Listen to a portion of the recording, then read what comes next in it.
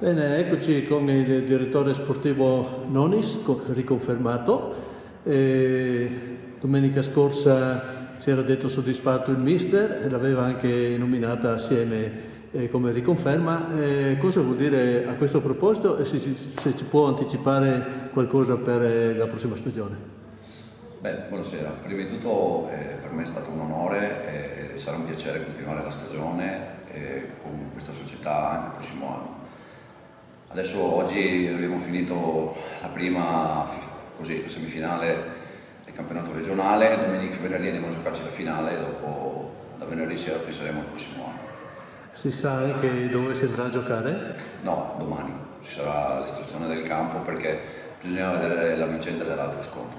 Sì, allora andando un attimo sulla partita di oggi, era una semifinale, il Portogallo è andato 3 volte in vantaggio, per 2 volte è stato ripreso, insomma alla terza no, partita sempre condotta dai Granata, insomma questa stagione si sta prolungando in maniera positiva e forse il trofeo sarebbe il coronamento di questa cavalcata infinita.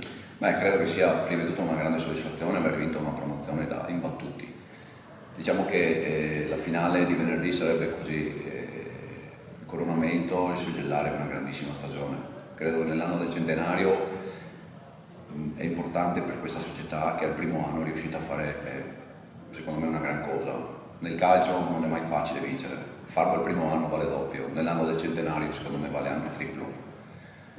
Il prossimo anno, visto che il Sandonà è riuscito a rimanere un anno solo in D, avremo il derby con il Sandonà in eccellenza.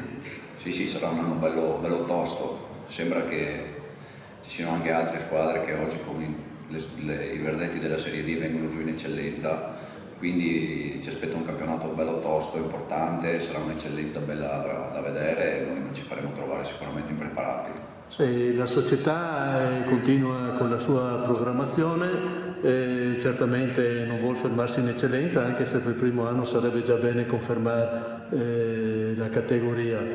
Lei si è già guardato un po' in giro, e io ritorno sempre sul punto giocatori, comunque insomma vi state guardando un po' attorno. Sicuramente non vorremmo fare un'eccellenza così sottotono, ma vorremmo fare una bellissima eccellenza anche se la eseguiremo da neopromossi.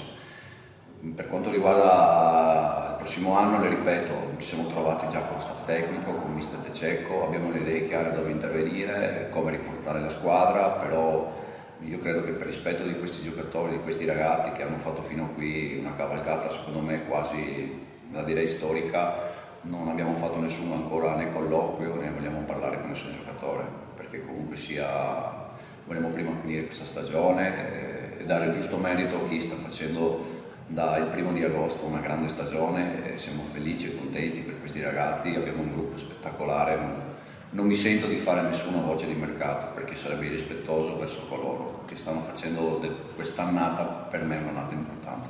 Sì, mi sembra giusto, belle parole le sue, io direi di chiudere qua e di dare appuntamento a tutti per venerdì prossimo chi può, dove sarà questa ultima sfida, insomma noi diciamo forza Porto, forza Granata. Mi sento di dire che se potete, parlo per i tifosi, seguirci anche in un campo magari lontano sarebbe importante perché questa squadra ha sempre sentito i tifosi vicini e penso che siano stati anche il 12° uomo in campo tante domeniche.